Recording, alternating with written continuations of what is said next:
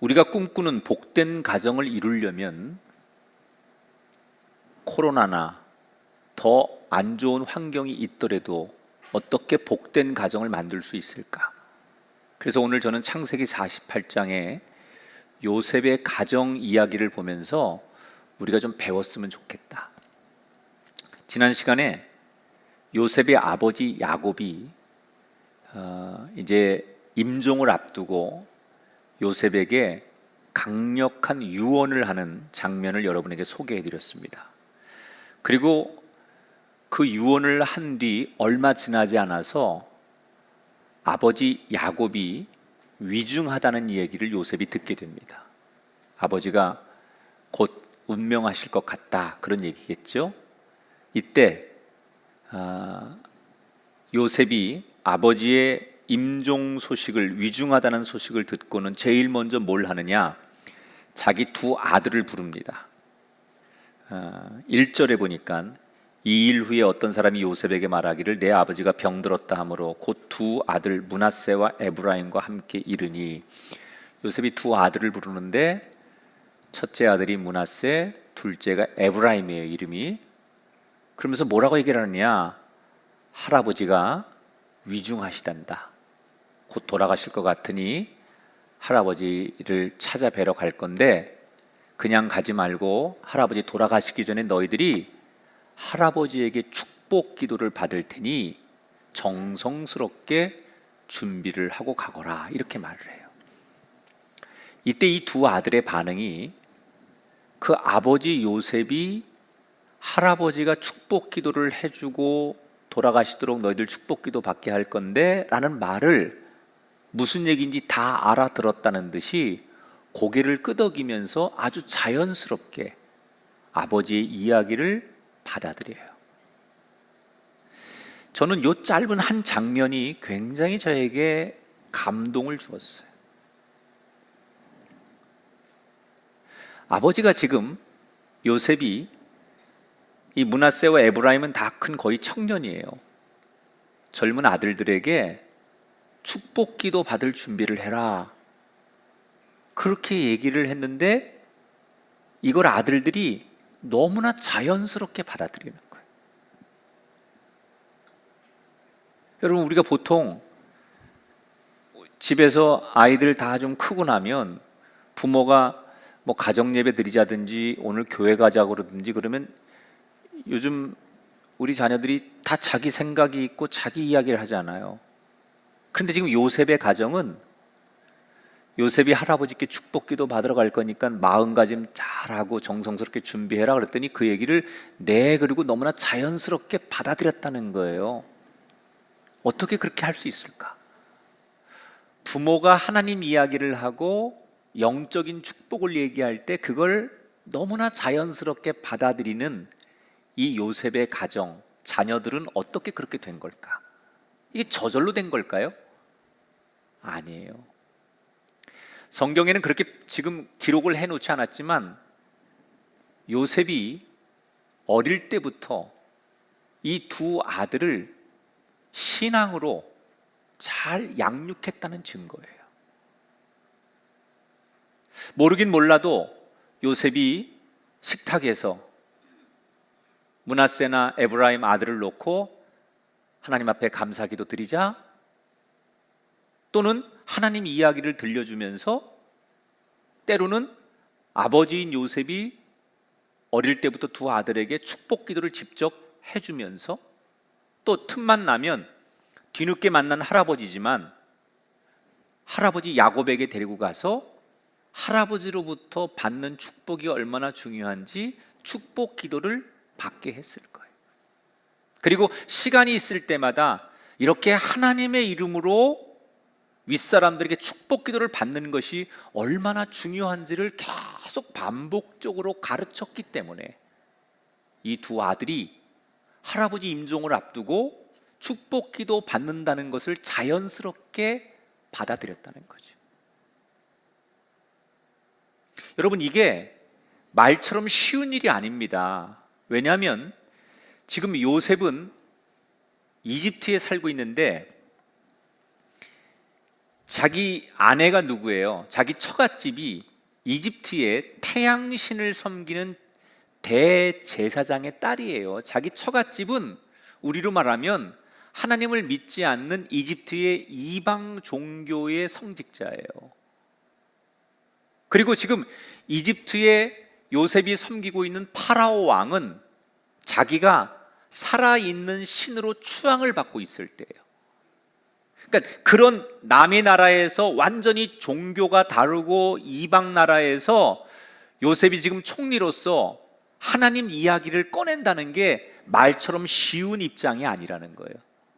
그런데 요셉은 그런 상황에서도 두 아들에게만큼은 하나님에 대한 이야기, 믿음에 대한 교육, 신앙 교육을 철저히 시켰다는 거예요.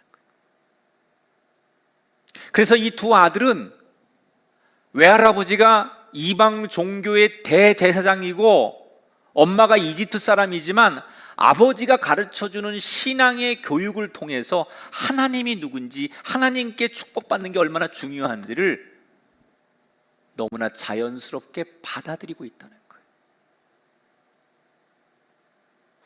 이제 뒤에 제가 이따가 설교를 하겠지만 이 축복 기도를 받음으로 인해서 요셉의 두 아들은 이스라엘의 12지파의 명단에 올라가게 돼요. 이 기가 막힌 이 두 아들이 축복을 받는 과정은 다 뭐 때문에 된 거냐? 아버지의 신앙 교육 때문에 되는 거라는 거예요. 여러분, 우리 부모들이 다 자녀들을 위해서 기도합니다. 표현은 저마다 조금씩 다르지만 우리는 우리의 자녀들을 품고 각자 다 자녀를 위해서 기도해요. 그런데 우리가 정말 자녀들을 그렇게 하나님 앞에 복되게 해달라고 기도해서 그런 자녀가 되려면 여러분 죄송하지만 기도만 한다고 되는 게 아니에요. 우리가 잘 못하는 게 있어요. 기도만 하면 되는 줄 알아요. 기도와 동시에 뭐가 이루어져야 되느냐? 이 요셉처럼 내 자녀를 신앙으로 양육하셔야 돼요. 자꾸 내 자녀들에게 신앙적인 이야기를 해줘야 돼요. 주일 성수 꼭 해야 된다. 어디를 가서 어떻게 살아도 하나님 앞에 예배하고 하나님의 사람이라는 걸 잊으면 안 되고 너 아무리 힘들어도 하나님 앞에 정직하게 11조하는 생활 꼭 해야 된다. 이런 걸 늘 부모들이 가르쳐야 된다는 거예요. 근데 우리는 언젠가부터 내 처지, 내 상황이 자녀들에게 그럴 만한 말을 할 만한 입장이 안 된다고 생각을 하는지 자녀들에게 그런 신앙의 양육, 교육을 안 해요. 마음은 굴뚝 같지만 내 상황이 그런 얘기할 입장이거나 아이들에게 그런 얘기를 할 입장이 아니기 때문에 그래서 다음에 좋은 기회가 되면 하지. 그리고 자꾸 미루는 거예요. 여러분 대단히 잘못하시는 거예요. 지금 여러분의 자녀의 하루가 앞으로 10년, 20년의 인생을 결정하게 됩니다. 물론 제가 말하는 이 신앙의 양육이라는 것은 어릴 때 하면 더 좋지만요, 머리가 다 크고 결혼해서 가정을 갖고 자식을 낳고 살아도 부모가 자식에게 해줄 수 있는 이야기는 야곱이 지금 죽기 전에라도 자기 자녀들을 위해 축복기도 해주는 것처럼 부모는 자녀가 다 성장해서 부모보다 더 잘 되었어도 늘 부모는 습관적으로나 입버릇처럼 자녀에게 신앙의 양육을 해야 돼요. 요셉이 그걸 잘한 거예요. 여러분 요셉은 지금 가나안 땅에 이스라엘 땅에 사는 게 아니에요. 남의 나라 이집트에 사는 거예요. 자기 처갓집은 하나님에 대해서 우호적이지 않은 집안이에요. 엄밀히 말하면 지금 므낫세나 에브라임은 호녀라예요. 호녀라. 아버지는 가나안 사람이지만 자기 엄마가 외국 여자이기 때문에 므낫세와 에브라임은 우리로 말하면 호녀랍니다.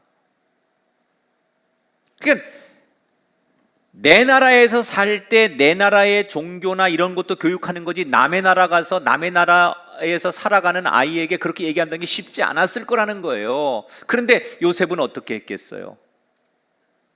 틈만 나는 대로 하나님의 이야기를 자꾸 들려주는 거예요. 세상에 제일 좋은 교육이 반복 교육입니다. 근데 이 교육도 요령이 있어야 돼요. 따다다다다다 하면 안 돼요. 또 교회 갔다 왔어, 안 갔다 왔어? 뭐 이렇게 하면 안 된다는 거예요. 어떻게 해야 되느냐? 따라합시다. 따뜻하게. 신앙 얘기를 할 때 부모들이 따뜻하게 해줘야 돼. 욱박지르거나 뭐 단정적으로 얘기하거나 그렇게 하면 안 되고요. 특히 신앙 교육을 양육할 때 부모들이 따뜻하게 해야 돼. 좋은 말로. 힘들지, 바쁘지, 그래도 교회는 가야 되는데 어떡하지? 엄마는, 아버지는 내가 교회 갈 때 제일 행복하더라. 그렇게 얘기해야지. 너 한번 벌을 받아봐야 정신 차리지. 이런 얘기를 하거나, 너네 그럴 줄 알았어. 이렇게 하면 사람들이 같은, 이게 의도는 좋지만 반발 심리가 생긴다는 거죠. 그리고 더 중요한 거, 신앙의 모범을 보여줘야 돼. 부모들이 신앙은 말로만 해서 되는 게 모범을 보여줘야 돼.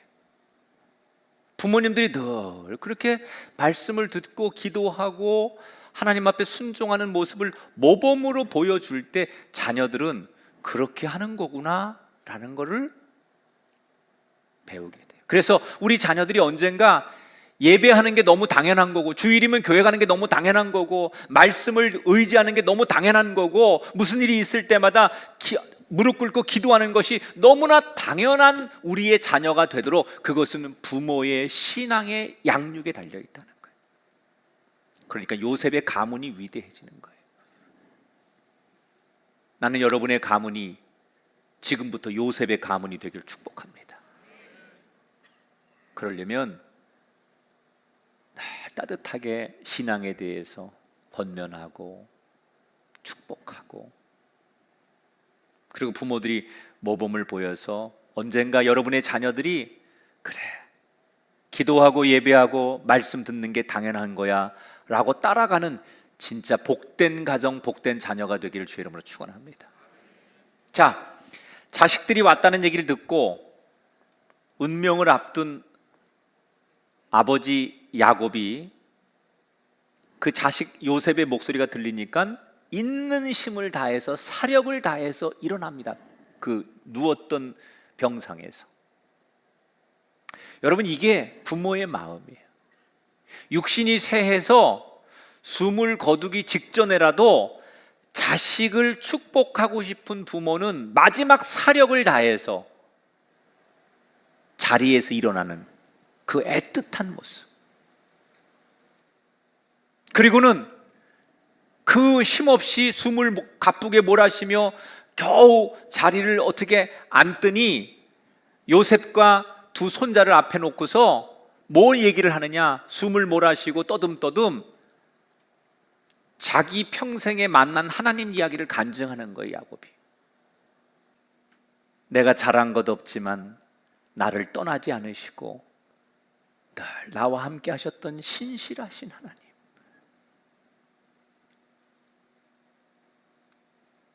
그리고는 하나님 얘기를 한참 하는데, 오늘 성경에 보면 축복을 하기 위해서 하나님 얘기를 꺼낸 건데, 야곱이 자식들 앞에서 세상 얘기, 무슨 자기가 살아온 인간적인 얘기, 돈 버는 얘기, 권력에 대한 얘기, 이런 얘기는 하나도 없어요.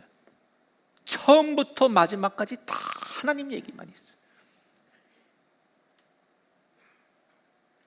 자식들을 축복하려고 자식들을 불렀는데 축복하는 얘기가 어떻게 하면 돈 벌고 아버지가 뭐 너한테 유산으로 남겨줄 게 뭐고 세상에 살면서 이런 지혜를 가지고 이런 얘기 하나도 없어요. 내가 만난 하나님을 너희들이 만나고 나와 함께 하셨던 하나님이 너희들과 함께 하길 원한다라고 하는 하나님 이야기 외에는 다른 게 없어요. 이 성경에서 강조하는 게 뭐냐? 진짜 축복은 돈을 주거나 세상에 사는 방법을 가르치는 게 아니라 하나님이 너희들과 함께 하는 것을 전하는 게 진짜 축복이라는 거예요. 그리고는 이 야곱이 하나님 이야기를 실컷 한 다음에 요셉에게 놀라운 이야기를 하죠.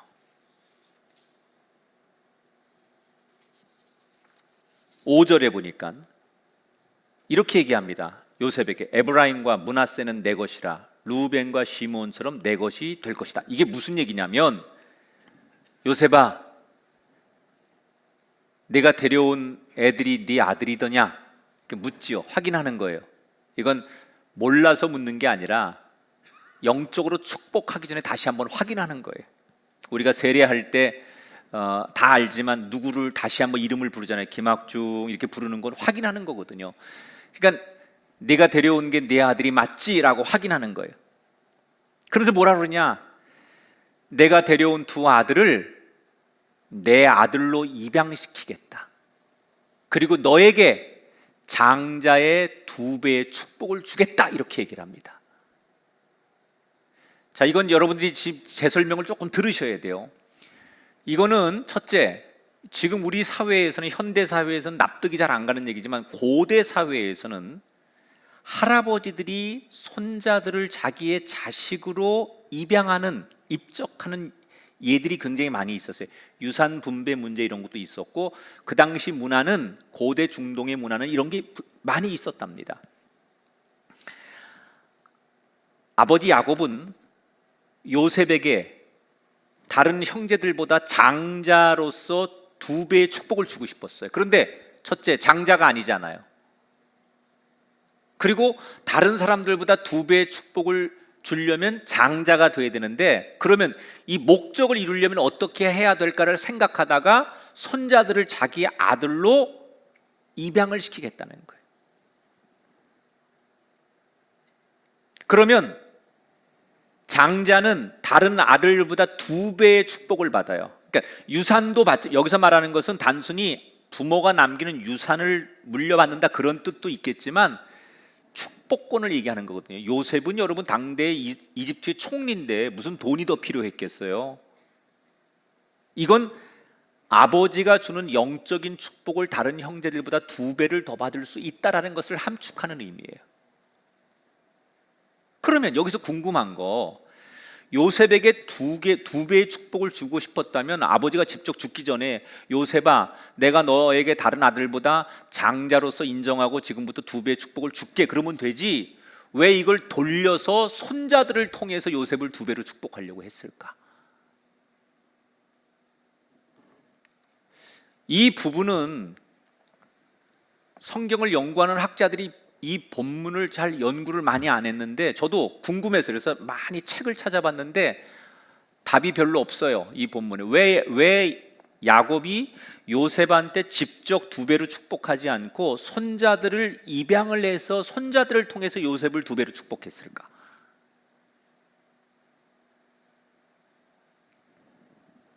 제가 생각한 거, 이거는 제가 성경을 보면서 나름대로 연구해서 생각한 건 2가지 이유가 있는데, 첫째는 지금 요셉은 현 직분이 이집트의 총리예요.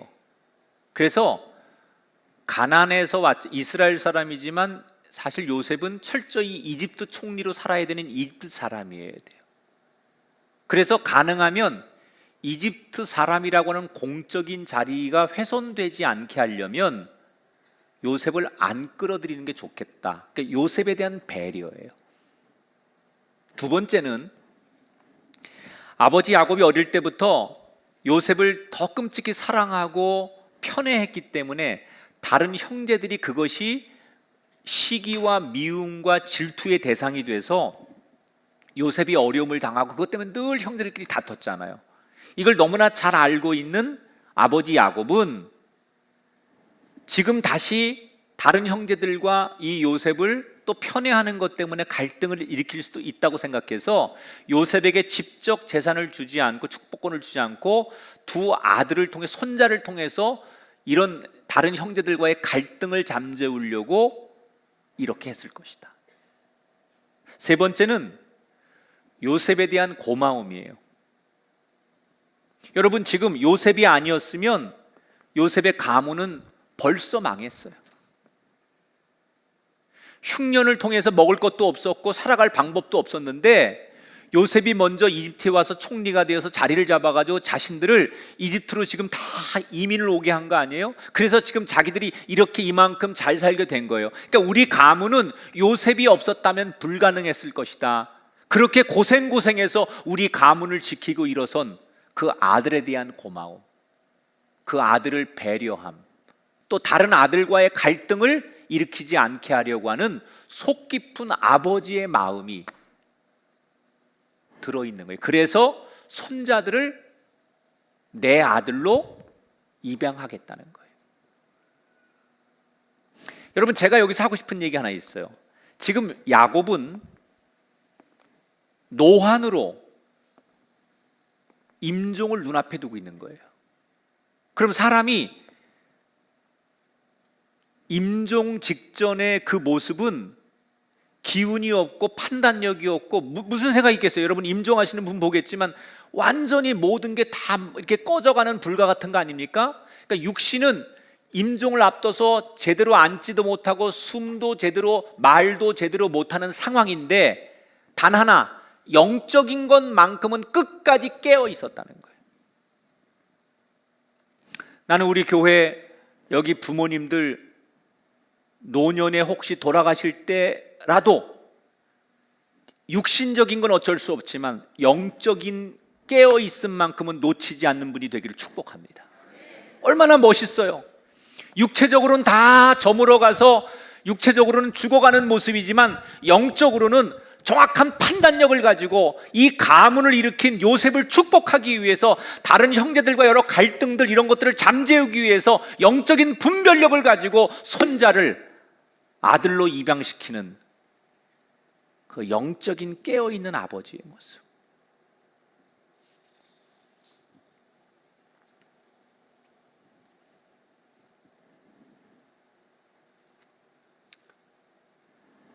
그 요셉이 아버지가 그렇게 하겠다니까 아버지 뜻대로 순종을 합니다. 그래서 입양식을 하는 거예요. 입양식. 그러니까 고대 사회에서 입양식을 하면 입양하는 아이를 그 아버지 무릎 앞에 앉혀요.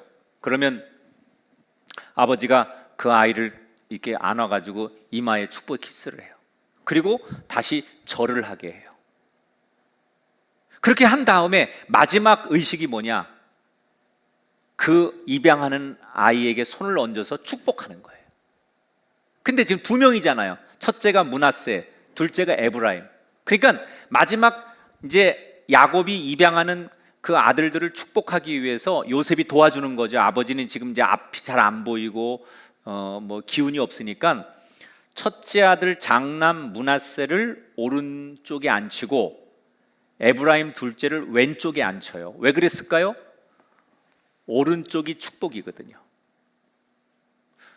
오른손, 오른쪽으로 하는 게 성경에서 말하는 상징적인 축복이거든요. 그러니까 요셉도 당연히 장남인 므낫세가 축복을 많이 받아야 된다고 생각한 거예요. 이게 상식적인 거예요. 그래서 장남 므낫세를 오른쪽에 앉혔어요. 그리고 둘째를 왼쪽에 앉힌 거예요. 그런데 아버지 야곱이 손을 들어 축복 기도를 하는데 이렇게 하면 되는데 손을 X자로 하더니 오른손이 첫째로 안 가고 둘째로 가고 왼손이 첫째로 가는 거예요. 그러니까 다급한 요셉이 아버지 잘못됐어요. 손을 잘못 얹으셨어요. 바꾸셔야 돼요. 이렇게 항의를 합니다. 이때 아버지 야곱이 축복 기도를 하다 말고 정색을 하면서 아들아, 나도 알아. 그런데 이게 하나님의 뜻이란다. 이렇게 말해요. 여러분, 이 장면은 교회 다니는 사람들이 반드시 깊이 평생을 가지고 가야 될 아주 놀라운 가르침이에요.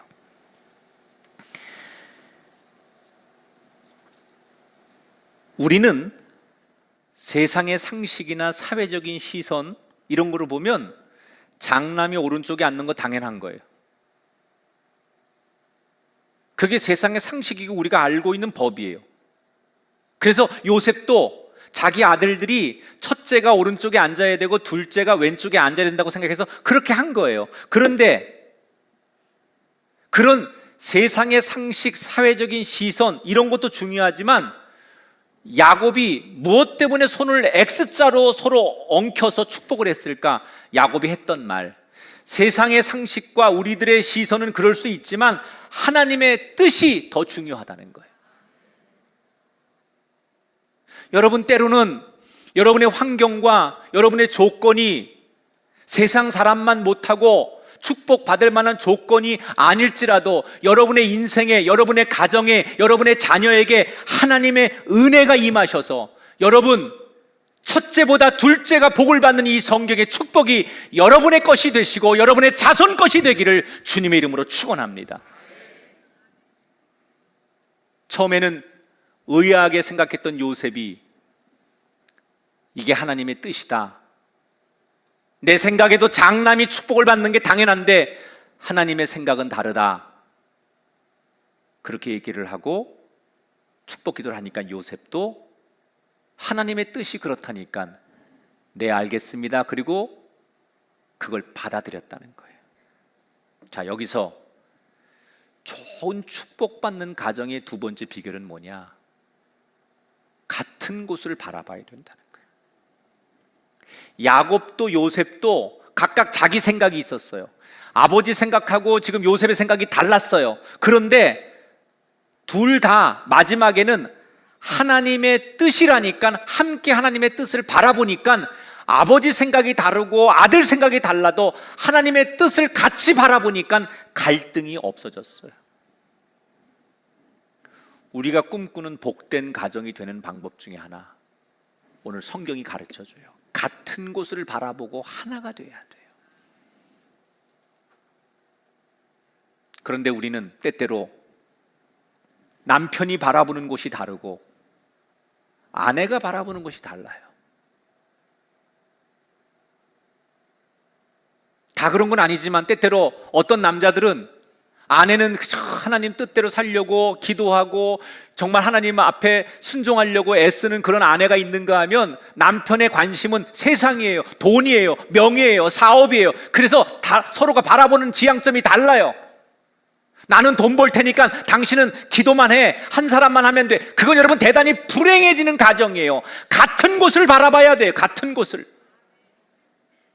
아내가 대신 기도한다고 해서 나는 못하지만 아내가 교회에 나가서 하나님의 뜻을 바라본다고 해서 행복한 가정이 되는 게 아니라 같이 하나님의 뜻을 바라봐야만 행복한 가정이 되는 거지, 아내만 그 몫을 감당한다고 되는 게 절대 아니라는 거예요.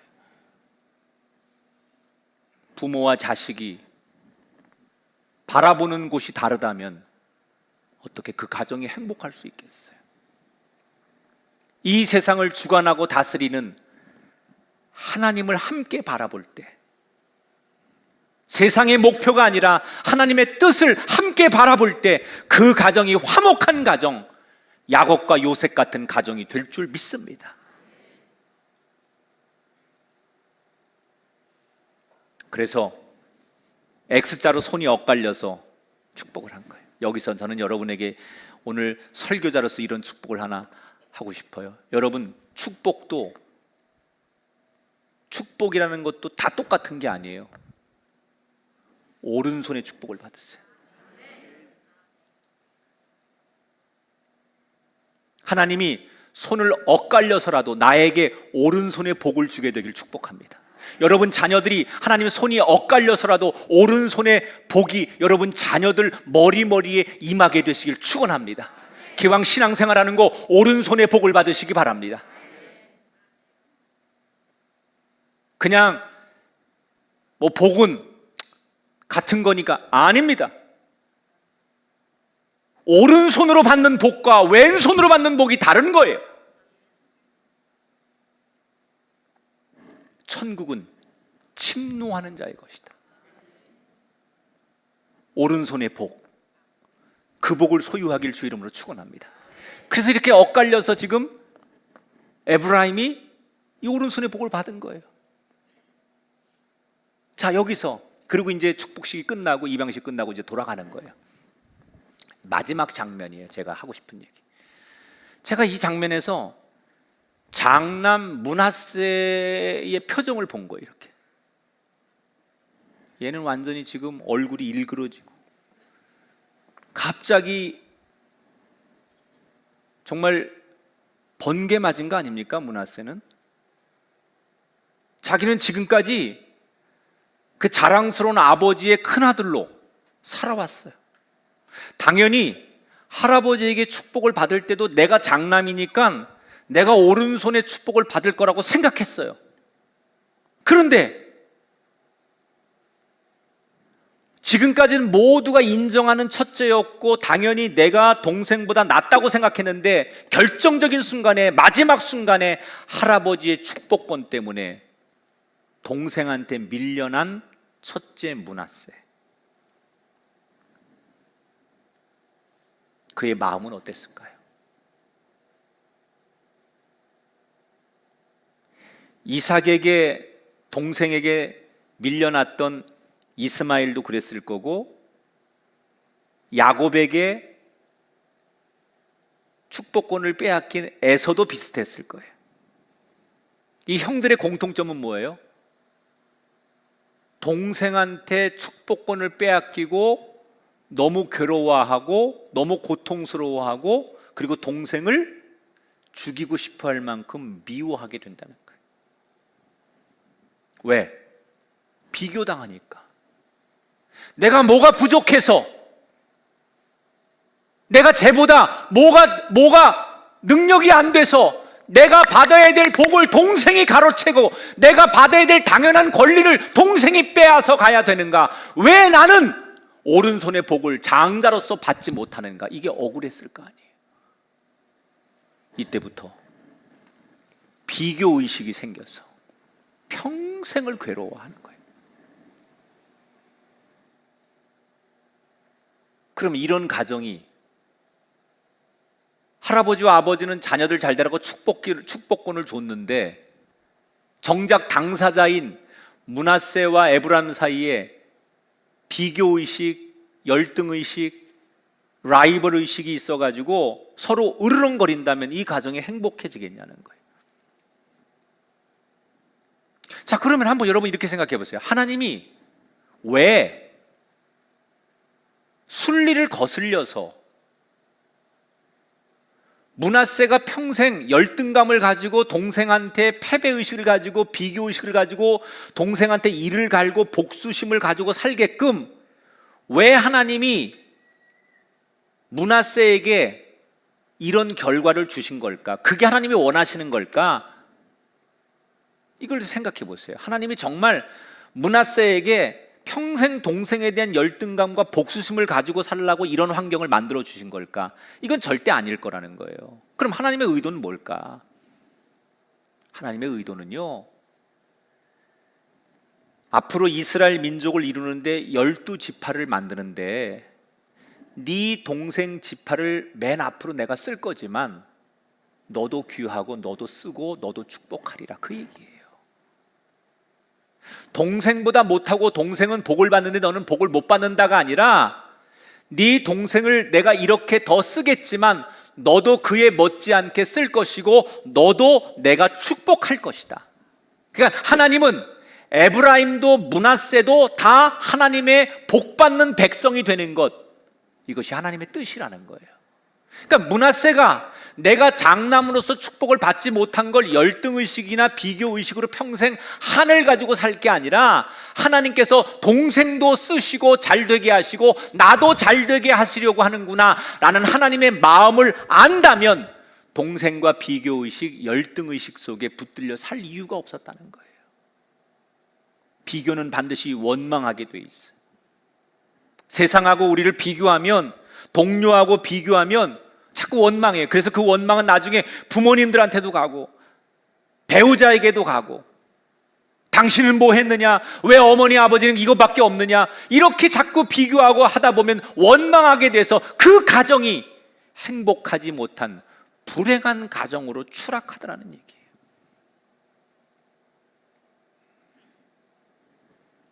아니에요. 하나님은 에브라임도 므낫세도 다 잘되기를 원하세요. 하나님은 여러분 가정에 맞는 복을 주기를 원하세요. 중요한 건 하나님이 복 주시려고 하는 그 명단에 여러분의 가정이 들어 있으면 되는 거예요. 할렐루야. 하나님이 여러분의 가정을 축복하기로 손에 붙들고 있는 명단에 여러분의 가정이 있으면 되는 거지, 굳이 이 땅에 살면서 누구하고 비교하면서 그 사람이 나보다 낫고 못한 것 때문에 내가 축복을 받고 못 받고를 생각하지 말라는 거예요.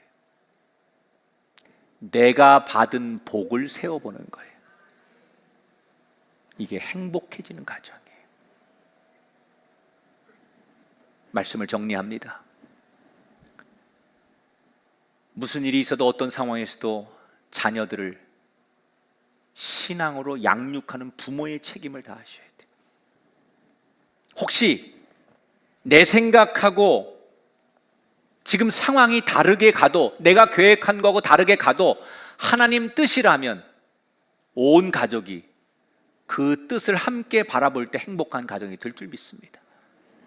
비교의식 버리시고 우리는 다 하나님의 백성임을, 하나님의 뜻을 헤아리는 순간 화목하고 복된 가정이 될 줄 믿으면서 여러분의 가문이 요셉의 가문이 되셔서 하나님 울타리 안에 지금보다 더 많이 여러분의 가문이 일어나시고 쓰임받게 되는 찬란한 요셉의 가문이 되시기를 주님의 이름으로 축원합니다.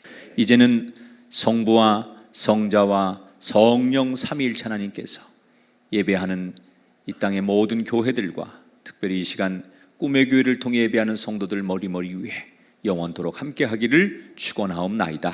아멘.